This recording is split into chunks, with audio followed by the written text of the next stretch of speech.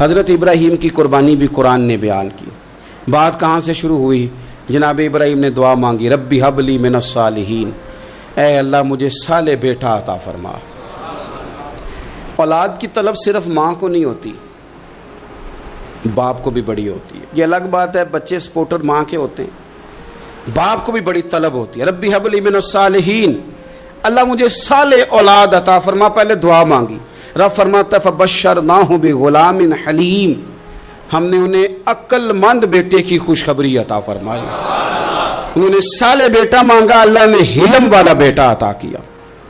بیٹا مل گیا. فلما بلغ معہ السعی، پھر جب بیٹا ان کے ساتھ کام کرنے کے قابل ہو گیا. بندہ رات کو تھکا ماندہ گھر آئے نا تو بیٹا تھوڑا سا بڑا ہو جائے تو اس کو چارپائی پہ لیٹا دے کے ابا بڑا راضی ہوتا ہے. چلے زیادہ شاعروں نے شان اماں کی لکھی ہیں، اس میں شک کوئی نہیں، انہوں نے نہیں ابا کی طرف توجہ دی، ان کی مرضی ہے. تو زیادہ باتیں اماں کے حق میں ہوئی، پر باپ اور بیٹے کا پیار، بیٹے اور باپ کا پیار، اگر یہ آیتیں قرآن پاک کی کبھی سمجھ میں آ جائیں تو شاید عشق کی ساری داستانیں ختم ہو جائیں.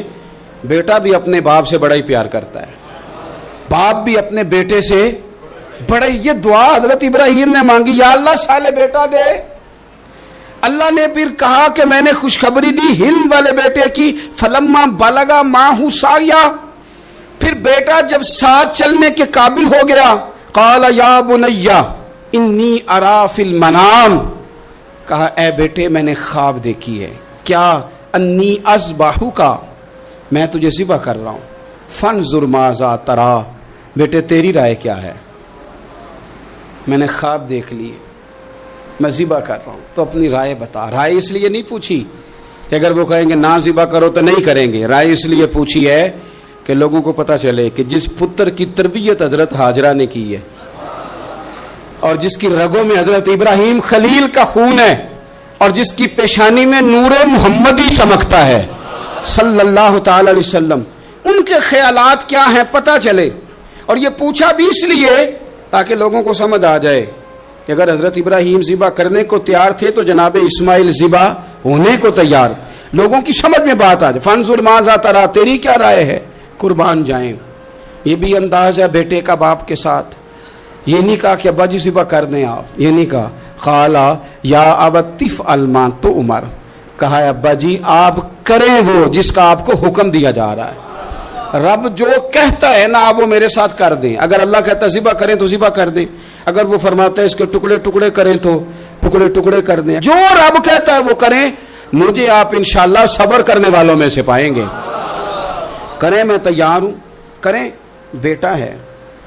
سالوں کے بعد جناب ابراہیم نے دیکھا ہے، اب وہ اس عمر کو پہنچا ہے کہ وہ کام کرنے کے قابل ہوا، ساتھ چلنے کے قابل ہوا. حکم آ گیا. دیکھو ایک مشکل وہ ہوتی ہے کہ تبلیغ کرنی ہے، کافروں کو رستے میں مشکل آ گئی. ایک مشکل وہ تھی کہ کافروں سے لڑائی کرنی تھی تو رستے میں مشکل ہے.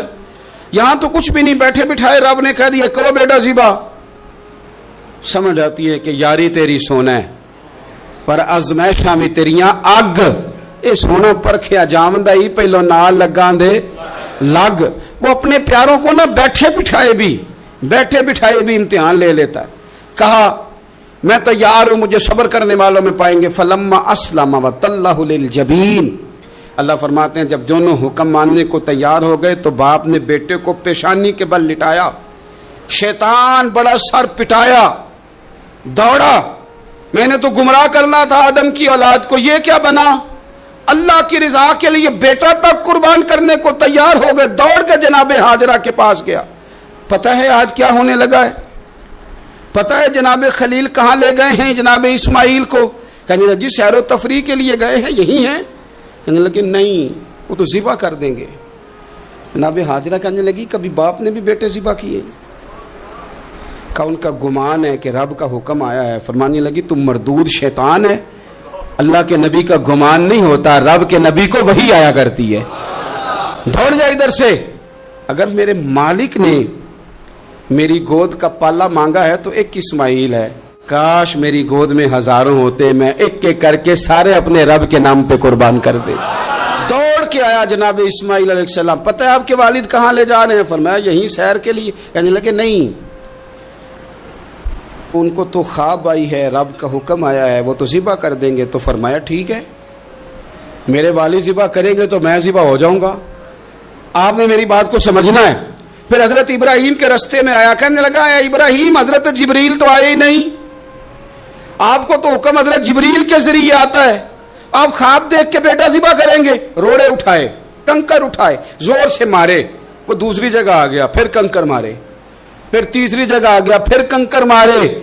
کیا دنیا میں یہ بھی انداز بھی ہے کہ روڑے مارے تو عبادت کا ثواب ملے؟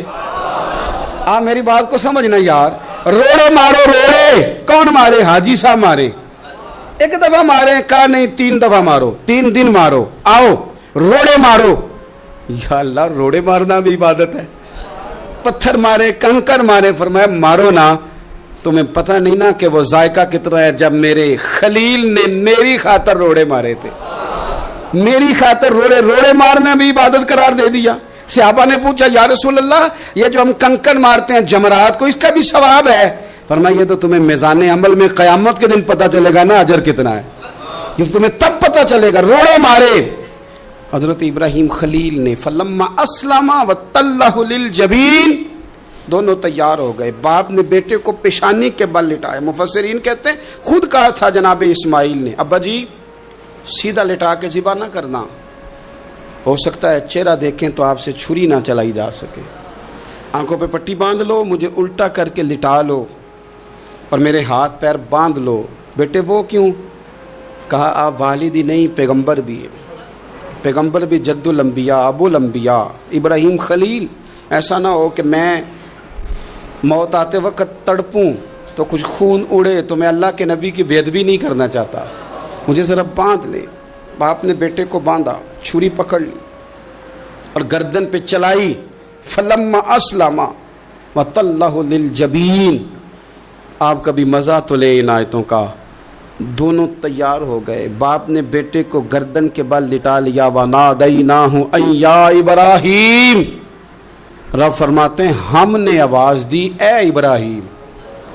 آپ کبھی دیکھیں کوئی بندہ کام کر رہا ہو تو پیچھے سے کوئی دیکھنے والا آواز، او ٹھہرنا ٹھہرنا ٹھہرنا، ذرا مزہ لے، وَنَادَيْنَاهُ أَن يَا إِبْرَاهِيمُ، اللہ فرماتے ہیں ہم نے آواز دی اے ابراہیم، قد صدقت الرؤیا، آپ نے تو خواب سچ کر دکھایا ہے، اے ابراہیم آپ نے تو خواب سچ کر دکھایا، اِنَّ كَذَلِكَ نَجْزِي الْمُحْسِنِينَ، ہم اسی طرح نیکوں کو بدلہ دیتے ہیں، اِنَّ هَذَا لَهُوَ الْبَلَاءُ الْمُبِينُ، بے شک یہ بڑی آزمائش تھی، بے شک یہ کھلی آزمائش تھی۔ میں نے کہا تھا قرآن کی آیتوں کا بھی مزہ لیا کریں، یہ کھلی آزمائش تھی۔ جب آزمائش لینے والا کہتا ہے آزمائش کھلی تھی اور دینے والے نے سچ کر دکھائی، تو پھر حضرت ابراہیم کی شان دیکھی نا کتنی بلند ہے۔ لینے والا کہتا ہے آزمائش کھلی تھی، وَفَدَيْنَاهُ بِذِبْحٍ عَظِيمٍ، اور ہم نے انہیں بچا لیا فدیے میں عظیم ذبیحہ دے کر۔ اللہ نے نا پھر دمبا بھیجا جنت سے، حضرت ابراہیم نے چھری چلا دی تھی، روکی کوئی نہیں، چھری چلا دی، اور جب پوری طرح ذبح ہو گیا تو آنکھیں کھولی تو آپ نے دیکھا کہ نیچے دمبا ذبح ہوا پڑا ہے اور جناب اسماعیل دور کھڑے مسکرا رہے ہیں۔ تو حضرت ابراہیم کی زبان سے نکلا اللہ اکبر، اللہ اکبر۔ آپ کی بات سن کے جناب اسماعیل بھی پکارے اللہ اکبر، اللہ اکبر۔ یہ لفظ سنے تو حضرت جبریل بولے، کہنے لگے لا الہ الا اللہ واللہ اکبر۔ جب انہوں نے یہ کہا تو حضرت سیدنا ابراہیم پھر بولے، کہنے لگے اللہ اکبر وللہ الحمد۔ اللہ کو یہ لفظ بھی بڑے پیارے آئے۔ فرمایا پڑھو نا 9 ذی الحج کی فجر سے لے کر 13 تک پڑھو نا ذرا سارے، اللہ اکبر، اللہ اکبر، لا الہ الا اللہ واللہ اکبر، اللہ اکبر وللہ الحمد۔ فرمایا یہ پڑھتے رہو۔ انہوں نے پڑھے تھے مل کے تو مجھے بڑے پیارے لگے۔ فرمایا ہم نے انہیں بچا لیا ایک فدیہ، عظیم فدیہ دے کے، وَتَرَكْنَا عَلَيْهِ فِي الْآخِرِينَ، اور ہم نے ان کے ذکر کو چھوڑا ہے آنے والوں کے لیے۔ کیا لفظ ہے قرآن کے، قربان ہونے کو دل کرتا ہے۔ یہ بات بیان کر کے پتہ کیا فرمایا؟ رب نے فرمایا، رب نے فرمایا، خدا خود میر مجلس بود، رب کریم نے فرمایا، کیا فرمایا؟ فرمایا سلام علی ابراہیم، قربان جائیں، سلام علی ابراہیم. کیا بات کہاں ختم ہو رہی ہے، کہاں پہنچ رہی، کیا انداز. سلام علی ابراہیم، سلام علی ابراہیم. فرمایا سلام ہو ابراہیم پر، سلام ہو ابراہیم پر، سلام ہو. حضور فرمانے لگے غلاموں یاد رکھنا قربانی حضرت ابراہیم کا طریقہ ہے. اللہ تبارک و تعالی نے قرآن مجید میں نبی رحمت علیہ الصلاۃ والسلام سے فرمایا ہے کہ اے محبوب علیہ السلام، بے شک ہم نے آپ کو خیر کثیر عطا فرمائی ہے. انا اعطیناک الکوثر، محبوب ہم نے آپ کو خیر کثیر دے دی. اب آپ اس کے جواب میں یہ کریں کہ فصل لربک، اپنے رب کے لیے نماز پڑھیں، وانحر اور قربانی کریں، نماز پڑھیں اور قربانی کریں. ان شانئک ھو الابتر، آپ کا جو دشمن ہے وہ بے نام و نشان رہے گا. آپ کا دشمن. قربانی شعار اسلام میں سے ہے. قربانی اللہ کو بڑی محبوب ہے. نبی رحمت علیہ السلام نے فرمایا 10 ذی الحج کو جو عمل اللہ کو سب سے زیادہ پسند ہے. ظاہر ہے 10 ذی الحج کو لوگ نماز بھی پڑھتے ہیں عید کی، اور فجر کی نماز بھی پڑھتے ہیں، ذکر بھی کرتے ہیں، عبادت بھی کرتے ہیں، بہت سارے کام کرتے ہیں. لیکن حضور علیہ السلام فرماتے ہیں کہ اللہ کو 10 ذی الحج کو جو کام سب سے زیادہ پسند ہے وہ خون بہانا ہے، جانور کو ذبح کرنا ہے. نبی پاک صلی اللہ علیہ وسلم نے اپنے غلاموں کی دلچسپی پیدا فرمائی ہے قربانی کے ساتھ، شوق اور ذوق کا ذکر فرمایا ہے. کچھ کام ایسے ہوتے ہیں جو کسی کی غیر موجودگی میں بھی ہو جاتے ہیں، لیکن نبی پاک صلی اللہ تعالیٰ علیہ وسلم نے حضرت فاطمہ الزہرا رضی اللہ تعالیٰ عنہ سے فرمایا کہ فاطمہ ادھر آؤ، یہاں میرے پاس کھڑی ہو جاؤ. یا رسول اللہ کیا ہونے لگا ہے؟ فرمایا میں تمہارے قربانی کے جانور کو ذبح کرنے لگا ہوں. قریب کھڑا کر کے حضرت فاطمہ کو حضور نے ذبح فرمایا. میں اکثر یہ بات آپ احباب سے عرض کرتا رہتا ہوں کہ نبی کریم علیہ السلام کے کاشانہ نور پہ 2 3 مہینے تک کھانا نہیں پکتا تھا، لیکن قربانیاں اللہ کے رسول ہر سال 2 دیا کرتے تھے. کھانا 2 مہینے نہیں پکا اور قربانیاں 2، اور 2 قربانیاں دے کے حضور فرماتے ایک میری طرف سے ہے، ایک میری امت کی طرف سے ہے. مولا کائنات شیر خدا حضرت علی المرتضیٰ رضی اللہ تعالیٰ عنہ، گھر میں فقر رہتا تھا. 3 دن امام حسن اور حسین 3 دن بغیر سحری اور افطار کے کھجور اور پانی کے ساتھ روزہ رکھتے تھے، کھجور اور پانی کے ساتھ روزہ کھولتے تھے. پر قربانیاں مولا علی ہر سال 2 دیا کرتے تھے. ہمارے ہاں لوگ سارا سال خوشحال رہتے ہیں اور بڑی سے 10 دن پہلے تنگ دست ہو جاتے ہیں. جو 5 لاکھ روپیہ بیٹے کی شادی پہ خرچ کر لیتا ہے پتہ نہیں کہاں سے لاتا ہے. اگر اس کو پتہ چل جائے کہ یہاں ایک پلاٹ سستا مل رہا ہے تو پھر پتہ نہیں کہاں سے ادھار اٹھا لاتا ہے. لیکن جب معاملہ قربانی کا آتا ہے پھر لوگ تنگ دستی کا اظہار کرتے ہیں. یاد رکھو جب بندہ رب کریم کے راستے میں دیتا ہے، حضور علیہ السلام نے فرمایا تھا حضرت اسماء سے کہ تو اللہ کے راستے میں بے حساب خرچ کر، رب بھی تجھے بے حساب ہی عطا فرمائے گا. قربانی کے لیے شوق پیدا کریں، ذوق پیدا کریں اور دلچسپی پیدا کریں. یہ بات ٹھیک ہے کہ قربانی صاحب استطاعت پر فرض ہے، لیکن اس کے لیے شوق پیدا کریں. ایک ہے قربانی کرنا، پھر ایک ہے قربانی کے گوشت کو تقسیم کرنا. قربانی کا سارا گوشت گھر میں رکھنا جائز ہے، اور جب تک آپ کا دل کرے آپ وہ گوشت کھائیں، شریعت آپ کو منع نہیں کرتی. لیکن میرا یہ سوال ہے کہ قربانی ظاہر ہے وہی لوگ کرتے ہیں نا جن کے پاس طاقت ہوتی ہے، تو سارا سال گوشت کھاتے ہیں. تو مطلب سارا سال اگر آپ گوشت کھا رہے ہیں تو پھر آپ مہربانی فرمائیں، یہ تو اللہ کے راستے میں ہے تو کوشش کریں یہ تقسیم ہو جائے. کچھ لوگ شاپر لے کے گوشت لینے آ جاتے ہیں، ان تک میرا یہ پیغام ضرور پہنچائیں کہ ان کے لیے سوال کرنا جائز ہی نہیں. شریعت یہ کہتی ہے کہ جس کے گھر میں ایک وقت کا کھانا موجود ہو، صبح کا اس کے گھر میں کھانا موجود ہے ایک ٹائم کا، اس بندے کے لیے کسی کے سامنے ہاتھ پھیلانا جائز. اتنا بھوکا آدمی کہ جس کے پاس اب کھانا ہی نہیں ہے ایک وقت کا بھی، وہ سوال کر سکتا ہے. چھوڑیں سارا سال اگر ہم کسی امیر سے لے کے نہیں کھاتے تو کیا گھر میں ہنڈیاں نہیں پکتی؟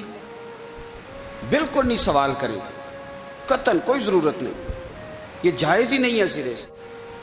آپ کو کس نے اجازت دے دی خالی گوشت کی خاطر جہاں اللہ تعالیٰ آپ کو مرچ دے رہا ہے، نمک دے رہا ہے، گھی دے رہا ہے، گھر رہنے کے لیے دے رہا ہے، وہ رب کریم 1000 روپے کا گوشت بھی عطا فرمائے گا۔